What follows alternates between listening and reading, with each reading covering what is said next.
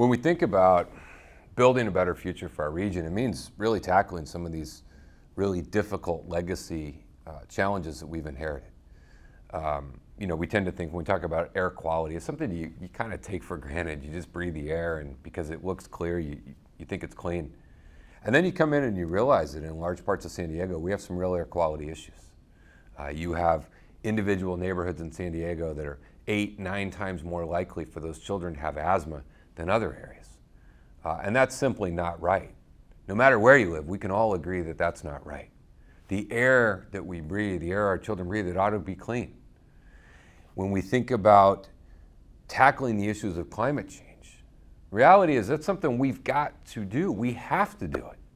We can't just sit back and say, well, it's not our problem, we'll let some future generation wait. No, we've got to do it now. We've got to do it now, not only for the health of our own region, but we've got to do it because we care about the future and the legacy we're going to lead our kids. And there are ways we can come in and tackle issues of air quality and climate change in a way that builds more good paying jobs, that builds the economic future, but it just requires us to think differently. It requires us at times to get a little bit out of our comfort zone and say, hey, we've got an obligation to each other, we've got an obligation to our community, we've got an obligation to our planet to make sure that we do this in a responsible way.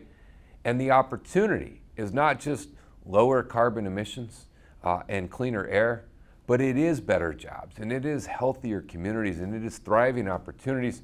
But it starts to tie in so much of what we do, whether we're talking about transportation options. We just opened a new section of the trolley, the Mid-Coast Extension, which is going to move hundreds of thousands of people from where they are to where they want to go, in a way with no emissions, in a way that helps lower congestion. These are the things we've got to think about, the difficult, hard things we have to do in order to have stable, thriving, healthy communities, and to know that we did our part to tackle some of the problems that may have been 100 years in the making. Well, it's on our watch now. And so here at the board, we are stepping up. We're stepping up to drive renewable energy, to do it with good paying union jobs so that folks can afford a mortgage, and they can prepare to put their kids in college, they can retire with dignity.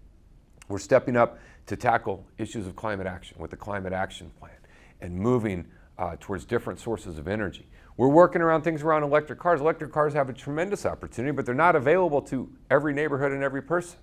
So whether we're launching our Clean Cars for All program to go into some of those lower income communities and say, hey, you can have the benefits of cleaner air and an electric car. We're going to help you get into it. We're going to help it drive.